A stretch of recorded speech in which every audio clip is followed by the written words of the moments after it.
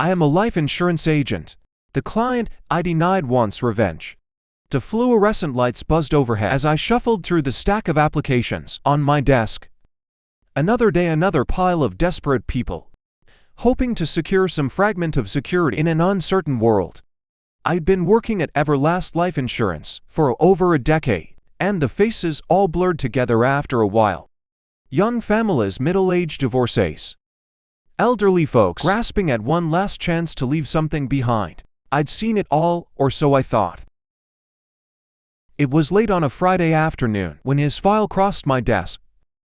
Most of my co-workers had already left for the weekend, their vacant cubicles forming a maze of shadows in the dimming office. I should have been out the door myself, but something made me pause as I reached for my coat. Maybe it was the worn edges of the manila folder, or the faded photograph paper clipped to the front. Whatever it was, I found myself sinking back into my chair, flipping open the file of one Mr. Ezekiel Thorne. The photo showed a withered old man, his skin like crumpled parchment, stretched over sharp bones. But it was his eyes that gave me pause. Pale blue and piercing, they seemed to stare right through the camera and into my soul. I shivered involuntarily and turned to the application itself. Ezekiel Thorne, age 92. No living relatives. Former occupation mortician. Current address 13 Ravens Lane. As I scanned his medical history, my eyebrows crept steadily higher. This man should have been dead 10 times over. Heart attacks, cancer, strokes. He survived it all. And now here he was at the ripe old age of 92, applying for a substantial life insurance policy. I'll admit a small part of me was impressed. The old dodger had beaten the odds time and time again. But the larger part, the part that had kept me employed at Everlast all these years, saw only dollar signs and risk. There was no way the company would approve this. The potential payout far outweighed any premiums we could reasonably charge. With a sigh, I reached for the large red denied stamp. It was just business after all. Nothing personal. As the stamp came down with a dull thud, a chill ran down my spine. For a split second I could have sworn I saw those pale, blue eyes staring at me from the shadows of my cubicle. I whipped around, heart pounding. But there was nothing there. Just the empty office, and the ever-present hum of the fluorescent lights. Get it together, I told myself. You're working till late, time to go home. I hurriedly shoved Mr. Thorne's file into the outgoing mail and grabbed my coat. As I rushed out of the office, I couldn't shake the feeling that someone, or something, was watching me. The weight of that gaze seemed to follow me all the way to my car that night. I dreamed of pale blue eyes and the smell of formaldehyde. The next week passed in a blur of routine. I processed applications, attended meetings, and did my best to forget about Ezekiel Thorne. But no matter how hard I tried, I couldn't shake the lingering unease that had taken root in the pit of my stomach. It was exactly 1 week later when I heard the news. I was in the break room pouring my third cup of coffee when I overheard two co-workers gossiping by the vending machine. Did you hear about that old man who died last night? The one who lived in that creepy house on Ravens Lane. I froze, coffee mug halfway to my lips. Oh yeah. What was his name? Thornton Thorne. Ezekiel Thorne, I whispered, my voice barely audible. My co-workers turned to look at me, startled. Yeah, that's it. How did you know? I couldn't answer. The room was spinning, the fluorescent light suddenly too bright. I mumbled some excuse and stumbled back to my cubicle, collapsing into my chair. It was just a coincidence, I told myself. Old people die all the time. It had nothing to do with me or the denied application. But as I sat there trying to calm my racing heart, I couldn't help but remember those piercing blue eyes. And I could have sworn I caught a whiff of formaldehyde drifting through the recycled office air. That night I tossed and turned, unable to sleep every time I closed my eyes. I saw Mr. Thorne's wrinkled face, his eyes accusing and full of malice. When I finally drifted off in the early hours of the morning, my dreams were haunted by the sound of a pen scratching endlessly across paper, filling out an application that would never be approved. I awoke with a start drenched in sweat. As my eyes adjusted to the darkness, I realized with growing horror that the scratching sound hadn't stopped. It was coming from just outside my bedroom door. Trembling, I reached for the bedside lamp. As light flooded the room, the scratching abruptly ceased. I held my breath, straining to hear any movement in the hallway beyond. For a long moment, there was only silence. Then slowly, deliberately, something slid under my door. A manila folder, its edges worn and familiar with shaking hands. I picked it up and opened it. Inside was a single sheet of paper. At the top, in spidery handwriting, were the words "life insurance application." The rest of the page was blank, save for 2 words stamped in red at the bottom. "Claim denied." I let out a strangled cry and threw the folder across the room. This couldn't be happening. It was just a bad dream, a hallucination brought on by stress and lack of sleep. I squeezed my eyes shut, willing myself to wake up. When I opened them again, the folder was gone. But the faint smell of formaldehyde lingered in the air, and I knew with sickening certainty that this was only the beginning. The next morning, I called in sick to work. I couldn't face the office, couldn't bear to look at another life insurance application. I spent the day huddled in my apartment, jumping at every creak and shadow. By nightfall, I had almost convinced myself that it had all been in my imagination. Almost. As darkness fell, I found myself drawn to my computer. With trembling fingers, I typed Ezekiel Thorne into the search bar. What I found chilled me to the bone. The first result was an obituary, dated just 2 days ago. But it wasn't the date that caught my attention, it was the photo. The man in the picture was undoubtedly Ezekiel Thorne, but he looked wrong. His skin was waxy, his posture too stiff. And his eyes, those pale blue eyes that had haunted my dreams, were open and staring directly at the camera. I slammed my laptop shut, my heart pounding. That couldn't be right. No funeral home would publish a photo like that. Would they? I soughed out from the hallway. Made me jump. I froze, listening intently. Another thud. Closer this time, then another. It sounded like footsteps. Slow, dragging footsteps approaching my door. I held my breath, praying it was just a neighbor. The footsteps stopped right outside my apartment.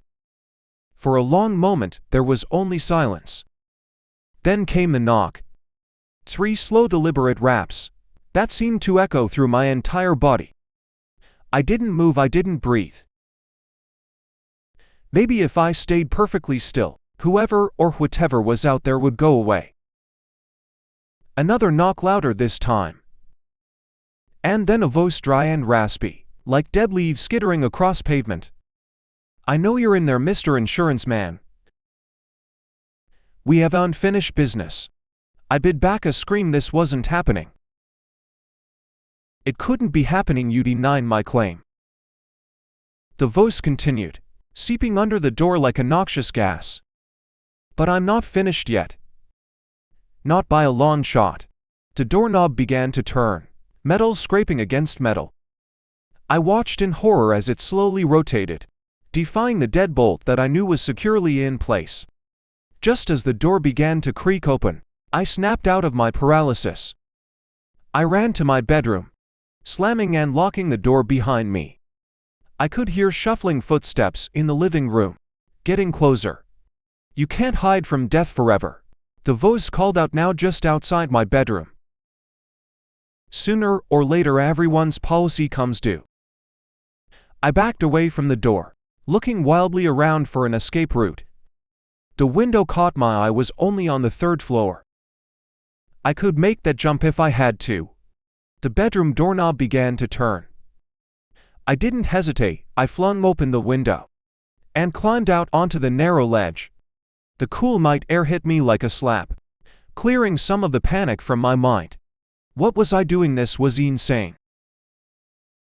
I was 3 stories up, clinging to the side of a building, because I thought a dead man was trying to get into my apartment. I slowly turned back towards the window, ready to climb back inside and face whatever madness awaited me. But as I peered through the glass, my blood ran cold.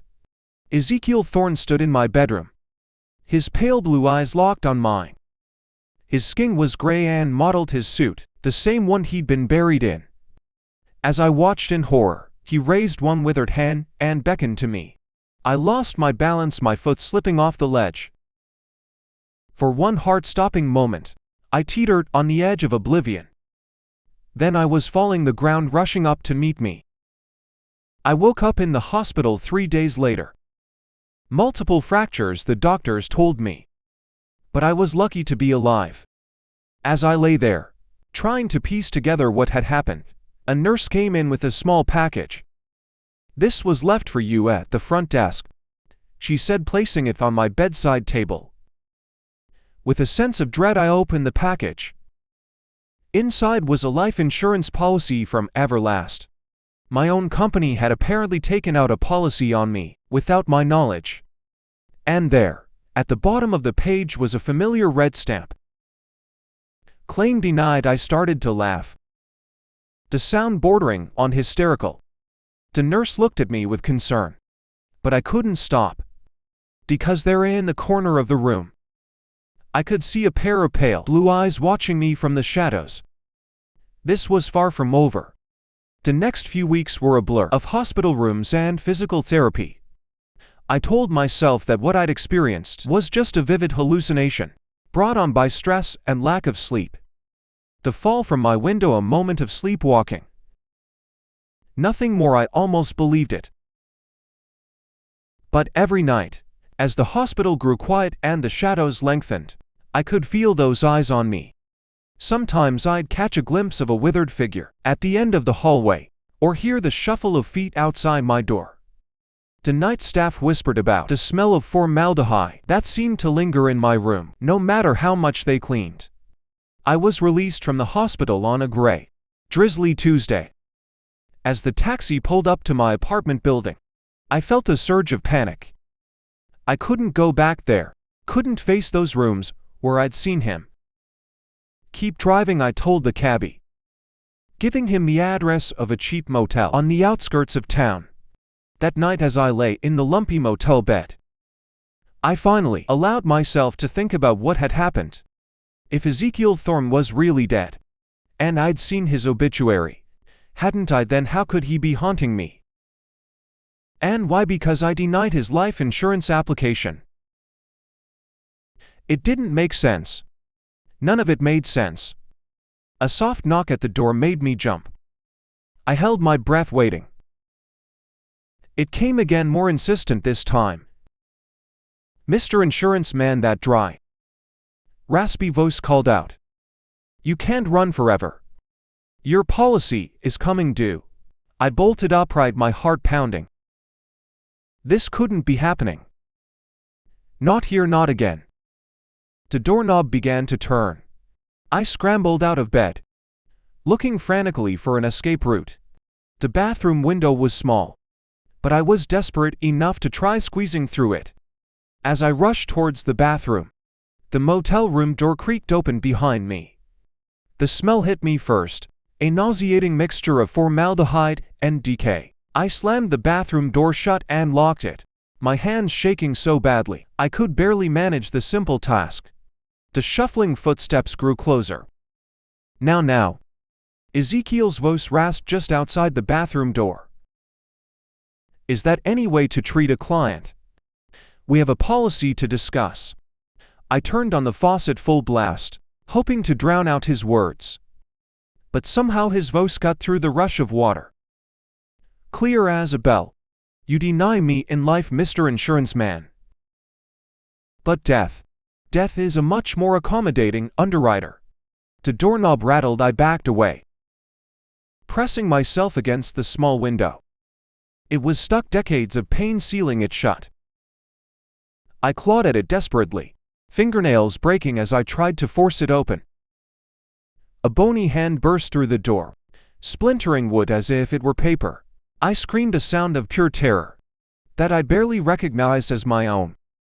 The hand groped around, finding the lock and turning it with a decisive click. As the door swung open, I suddenly managed to break the window seal. I didn't even bother to clear away the broken glass before I started to squeeze through the tiny opening. Shards sliced into my skin, but I barely felt the pain. All I could focus on was escape. I tumbled out onto the wet pavement of the motel's back alley, the rain soaking me instantly. I scrambled to my feet and ran. Not daring to look back, I ran until my lungs burned, and my legs threatened to give out, finally collapsing in a park several miles away. As I sat there, gasping for breath and shivering in the cold rain, I tried to make sense of what was happening. This couldn't go on. I couldn't keep running forever. There had to be a way to end this, to appease the spirit of Ezekiel Thorne. With a sudden clarity, I knew what I had to do. The next morning, I dragged myself into the Everlast Life Insurance office. My colleagues stared as I limped past, clothes torn and stained, face gaunt with exhaustion and fear. I ignored them all, making my way straight to the records room. It took me hours of searching, but I finally found what I was looking for: Ezekiel Thorne's original application. With shaking hands, I pulled out a pen and changed the denied stamp to approved. I filled out all the necessary paperwork, dating it to before his death. As I signed the final form, I felt a chill run down my spine. Slowly I turned around. Ezekiel Thorne stood there, a grotesque smile stretching his decayed features. "Well done, Mr. Insurance Man," Keith wheezed. "But I'm afraid it's too late for that." I blinked and suddenly I was back in my apartment, sitting at my desk. The insurance papers were gone. In their place was a single document, my own death certificate dated today. "You see," Ezekiel's voice whispered in my ear, "your policy came due the moment you denied mine. Everything since then just a grace period." I felt a bony hand on my shoulder, and the world began to fade away. I woke up screaming, tangled in sweat-soaked sheets. My heart was racing, and for a moment I couldn't remember where I was. As reality slowly seeped back in, I realized I was in my own bed, in my own apartment. It had all been a nightmare, a vivid, terrifying nightmare, but a nightmare nonetheless. Relief washed over me, followed quickly by embarrassment. How could I have let a simple insurance application affect me so deeply? I glanced at the clock. A.m. With a sigh, I got up to get a glass of water, hoping it would calm my nerves. As I padded to the kitchen, a floorboard creaked behind me. I froze, a chill running down my spine. Slowly I turned around. The hallway was empty, shadows stretching in the dim light. I let out a shaky laugh. "Get a grip," I told myself. It was just a dream. I turned back towards the kitchen and found myself face to face with Ezekiel Thorne. His pale blue eyes bored into mine, his withered face inches from my own. The smell of formaldehyde was overwhelming. "Sweet dreams, Mr. Insurance Man," he rasped, and then with a bony finger, he reached out and tapped me on the forehead. I jolted awake, gasping for air. My bedroom was dark and quiet, no sign of any undead visitors. Just another nightmare. But as I reached up to wipe the sweat from my brow, my blood ran cold there in the center of my forehead. I felt a small cold spot, exactly where Ezekiel's finger had touched me in my dream. I scrambled out of bed and rushed to the bathroom, flipping on the light in the mirror. I saw a small, perfectly round bruise forming on my forehead. As I stared at it in horror, I could have sworn I saw pale, blue eyes reflecting in the mirror behind me. I whirled around, but the bathroom was empty. When I looked back at the mirror, the eyes were gone. But the bruise remained a tangible reminder that the line between nightmare and reality was blurring from that night on. Sleep became my enemy. Every time I closed my eyes, Ezekiel was there waiting. Sometimes he chased me through endless, twisting corridors. Other times, he simply stood and watched those pale blue eyes. Never blinking, always I woke with new bruises, scratches, or other inexplicable marks. During the day I was a wreck. I couldn't focus at work, jumping at every sound and seeing Ezekiel's face in every shadow. My colleagues whispered behind my back, their concerned looks following me as I stumbled through the office like a ghost myself. I knew I was losing my grip on reality. But what could I do? Who would believe me if I told them I was being haunted by the ghost of a man whose life insurance application I had denied? As weeks passed, I grew gaunt and hollow-eyed. The boundaries between waking and sleeping, reality and nightmare, became increasingly blurred. I would find myself in strange places with no memory of how I got there, standing on the roof of my apartment building, or in the middle of a graveyard across town. And always I felt those pale blue eyes watching me. I knew I couldn't go on like this. Something had to give. In desperation, I decided to confront the source of my torment. I would go to Ezekiel Thorne's grave and would apologize, beg for forgiveness. I didn't know, but I had to do something. The cemetery was eerily quiet as I made my way through the rows of headstones. The sun was setting, casting long shadows across the ground. I shivered, pulling my coat tighter around me. Finally I found it. A simple granite headstone with the name Ezekiel Thorne carved into it, below the dates of his birth and death. And at the bottom a single line: "His claim was denied, but his spirit endures." I stood there, staring at those words as darkness fell around me. What was I doing here? What did I hope to accomplish? "I'm sorry," I whispered, feeling foolish but desperate. "I'm sorry I denied your application.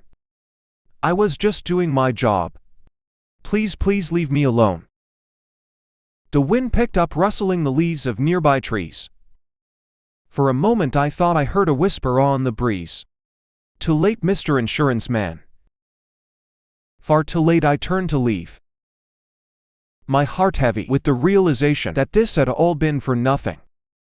But as I took a step away from the grave, the ground beneath my feet suddenly gave way. I fell tumbling into darkness. The smell of damp earth filled my nostrils as I landed hard on something solid. As I lay there, winded and disoriented, I heard a sound that made my blood run cold. The scrape of wood on wood, like a coffin lid being slowly opened. A bony hand emerged from the darkness, gripping my ankle. As I was dragged deeper into the earth, the last thing I saw was a pair of pale blue eyes, gleaming with triumph. "Welcome," Ezekiel's raspy voice echoed around me. "To your eternal policy, Mr. Insurance Man. I'm afraid the premiums are quite steep. But don't worry, we have all of eternity to settle the account." The darkness closed in, and I knew that my claim on life had finally been denied. I jolted awake, my heart pounding so hard I thought it might burst from my chest. The familiar surroundings of my bedroom slowly came into focus, bathed in the soft glow of early morning light. I was drenched in sweat, the sheets tangled around my legs like a burial shroud. For a moment relief washed over me. It had all been a dream, a horrific, vivid nightmare, but a dream nonetheless. I let out an exhausted laugh, running my hands through my hair. I stumbled out of bed, my legs weak and unsteady. The world seemed to tilt and swim around me as I made my way to the bathroom. I splashed cold water on my face, trying to shake off the lingering tendrils of the nightmare. But when I looked up into the mirror, my blood ran cold there. Reflected in the glass behind me were a pair of pale blue eyes. I whirled around, my heart in my throat. But the bathroom was empty. When I turned back to the mirror, the eyes were gone once again. I called in sick to work that day, unable to face the thought of dealing with more insurance claims. Instead, I spent hours researching hauntings, exorcisms, anything that might help me understand what was happening. But the more I read, the more hopeless I felt. How could I fight something that shouldn't even exist? As night fell, I found myself dreading sleep. Every time I closed my eyes, I saw Ezekiel's withered face, those pale blue eyes pouring into my soul. I tried everything to stay awake: coffee, energy drinks, even slapping myself across the face. But eventually exhaustion won out, and I drifted off into an uneasy slumber. The dream started as it always did. I was back in the Everlast office, Ezekiel's file open on my desk. But this time, as I reached for the denied stamp, I hesitated. What if I approved it? Would that end this nightmare? With a trembling hand, I picked up the approved stamp instead. As it came down on the paper, I felt a rush of relief. Maybe now it would be over. But as I looked up, Ezekiel was there, his decaying face inches from mine. "Too late, Mr. Insurance Man," he rasped. "Your policy has already been cashed in." I woke up screaming, thrashing against the sheets. As I fought to catch my breath, I realized something was different. The room smelled wrong, like formaldehyde and decay. Slowly I turned my head towards the bedroom door. It was open, and standing in the doorway was a figure I had hoped never to see in the waking world. Ezekiel Thorne shuffled into the room, his movement stiff and unnatural. In the dim light, I could see the waxy sheen of his skin, the sunken hollows of his cheeks. But it was his eyes that held me paralyzed, those pale blue orbs now cloudy with death, but still piercing in their intensity. "Did you really think it would be that easy?" he wheezed, his voice like dry leaves skittering across pavement. "That you could simply stamp approved and wash your hands of me?" I tried to speak, to plead, to reason with him, but no sound came out. My body wouldn't respond, pinned to the bed by an unseen force. Ezekiel reached the side of the bed, looming over me. "You deny me in life, Mr. Insurance Man. But death is a far more lenient underwriter. And now it's time to collect on your policy." He reached out a bony hand, his finger pointing directly at my forehead. I squeezed my eyes shut, bracing for whatever was to come. But the touch never came. Instead, I heard a sound that didn't belong, the shrill ring of a telephone. My eyes snapped open. I was alone in my bedroom, sunlight streaming through the windows. The phone on my nightstand continued to ring consistently with a shaking hand. I picked it up. "Hello, Mr. Johnson," it was my boss's voice. "Where are you? You were supposed to be here an hour ago for the meeting with the new clients." I glanced at the clock and cursed. I had overslept. "I'm sorry, I'll be right there," I stammered, already scrambling out of bed. As I rushed to get ready, my mind was reeling. Had it all been a dream? That the bruise on my forehead was still there, faded but visible. I made it to the office in record time, sliding into the conference room just as the meeting was starting. As I took my seat, trying to catch my breath, I froze.